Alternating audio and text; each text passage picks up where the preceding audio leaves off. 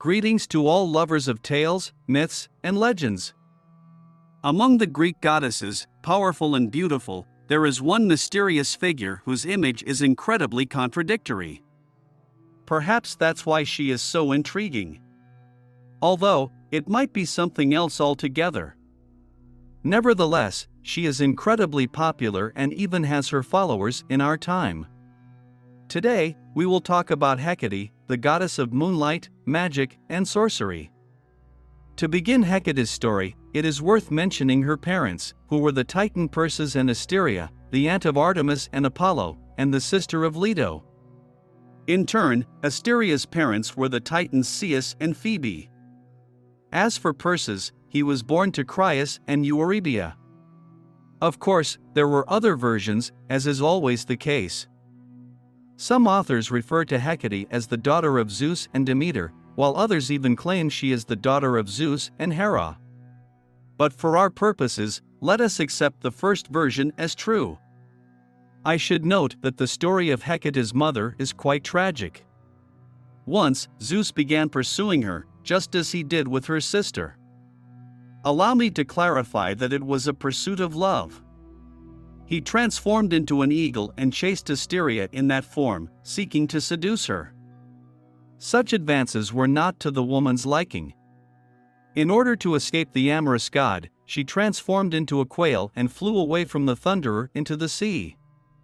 In the end, Zeus, in his anger, turned her into a rock, which later became the island of Delos.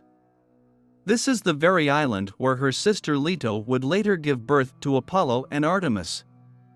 It appears that Hecate appeared much earlier than these events.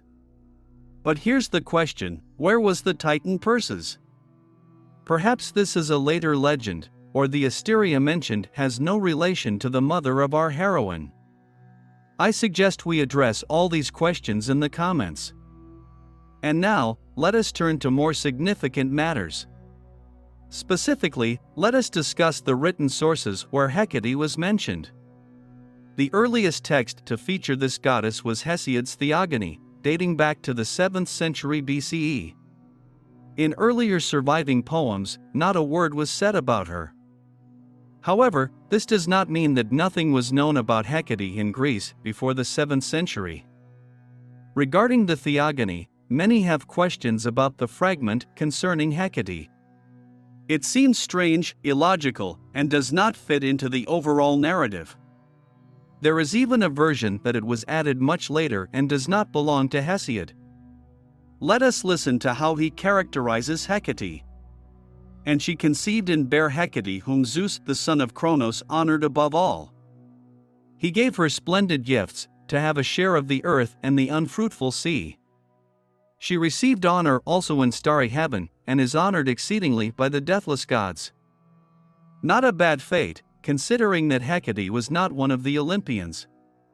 However, this is still not the entirety of the power and functions attributed to her by Hesiod. The son of Cronos did her no wrong nor took anything away of all that was her portion among the former Titan gods, but she holds, as the division was at the first from the beginning, privilege both in earth, and in heaven, and in sea. It turns out Zeus could have deprived her of everything, but he chose not to. Perhaps he was afraid, or maybe she somehow helped him defeat the Titans. Here's what has been preserved about her.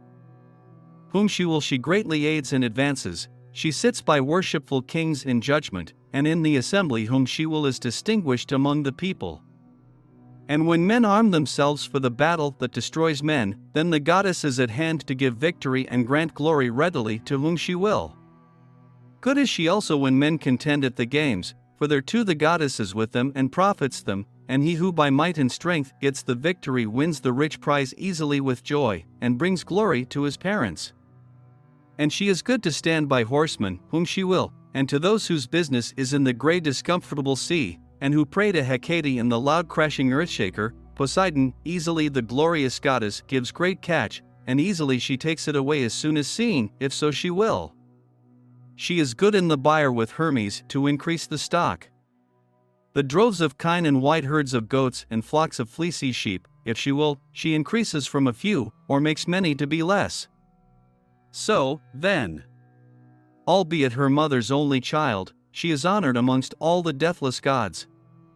And the son of Cronos made her a nurse of the young who after that day saw with their eyes the light of all-seeing Eos, the dawn. So from the beginning she is a nurse of the young, Keratrophos, and these are her honors. I believe many of you envisioned her differently. And her patronage of livestock, fishermen, and children does not fit into this image. But wait, soon everything will become clear. Speaking of Hecate's origin, it sparks numerous debates. However, the majority believes that she came from Kuria, a historical region in Asia Minor, where the Hittite tribes first arrived and mixed with the local inhabitants, and then the Greeks came rushing in. So perhaps Hecate migrated from the Hittite pagan pantheon.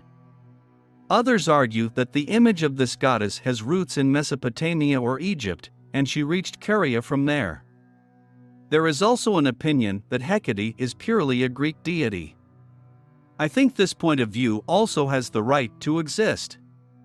But let's move on to the next source, the Homeric hymn to Demeter.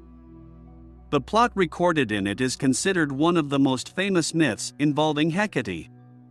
Some believe that it formed the basis of the Eleusinian mysteries, initiation rites dedicated to Demeter. Interestingly, the Homeric hymns have no relation to Homer himself. They are named so because they are written in hexameter and follow a similar style. The true author or authors, however, remain unknown. So, here's the thing. It is Hecate who helps Demeter find her abducted daughter Persephone. It is precisely from this myth that it becomes clear that Hecate can travel between worlds. Perhaps it is here, even though she is doing a good deed, that her image acquires its first dark, underworld undertones. As for the perception of Hecate among the common Greek people, it is well portrayed in the comedies of Aristophanes. Although she did not play a significant role in them, references to her were made by the main characters. Based on these references, Hecate was seen as a bright deity. Festivals were even held in her honor. The Greeks believed that she aided them in their daily lives and protected their homes from harm. They also turned to her in minor divination. As you can see, there is no mention of the dark side that emerged later. Perhaps the Orphic religions, closely associated with mysticism and esotericism, contributed to the emergence of this dark aspect of the goddess. They began to depict her as a goddess of the underworld who roams with the souls of the dead. However, Orpheism is not as straightforward as it seems. They were a kind of esoteric sect opposing the mainstream version of religion. Nevertheless, they later influenced the works of famous authors.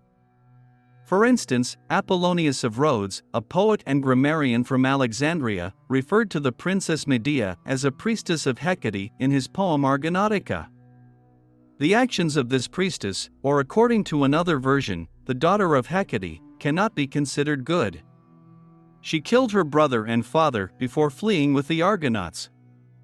Furthermore, she was renowned for her knowledge of charms and sorcery.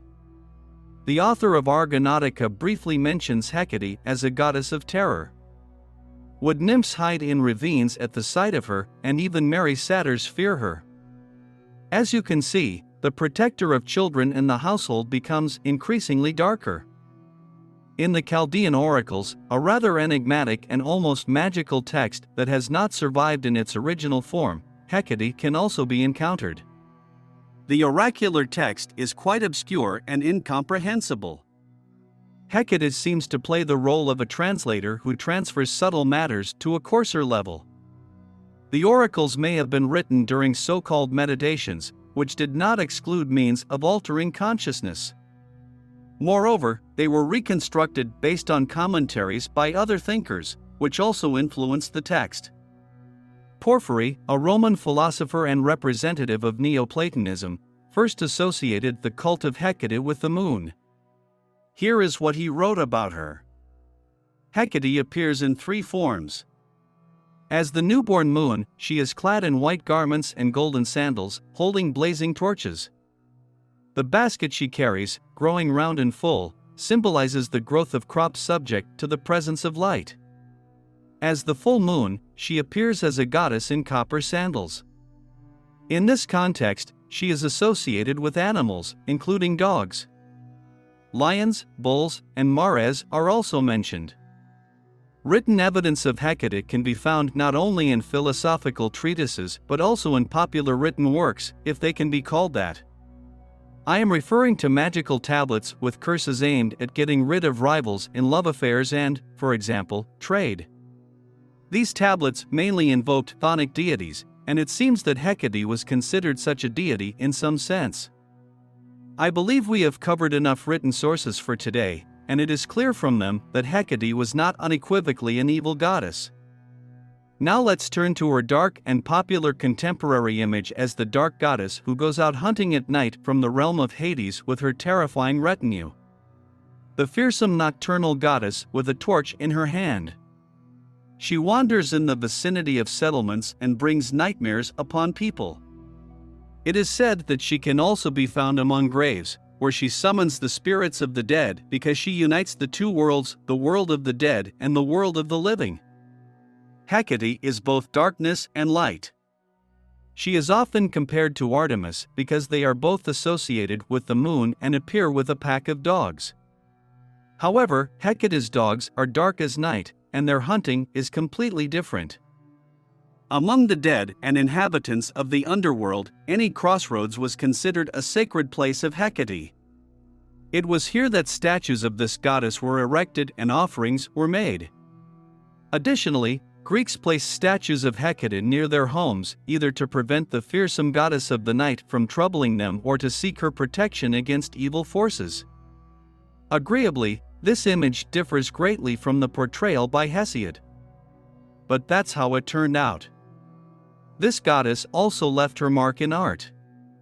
One of the earliest appearances was the work of the sculptor Alcmenes. His statue was located in Athens and depicted 3 connected women. Another notable work is the painting Hecate by William Blake, where, according to some, she is depicted non-canonically. Firstly, the figures are separated from each other, and secondly, 2 heads are turned towards each other while the third looks in another direction. The painting also includes depictions of a snake, an owl, and a donkey. An interesting article about this painting can be found on the internet, where an art historian and psychoanalyst present different interpretations, which is quite intriguing. You know what's equally fascinating? In various esoteric orders like the Order of the Golden Dawn, pagan communities such as Wicca, as well as private clubs, people still worship Hecate. Naturally, the practices vary in each context. For example, in some closed clubs, in addition to Hecate, there is serious worship of dark Lovecraftian characters. Of course, there are other devotees as well, but there is no specific cult dedicated to Hecate among contemporary esotericists. Hecate is worshipped in many different currents. Let's focus on contemporary currents for now. If you have anything to add, feel free to write about it in the comments. I foresee something about the Statue of Liberty. If you enjoyed this video, watch others on this channel. Subscribe to the channel to not miss new videos. That's all. Thank you for your attention, and see you in the next videos.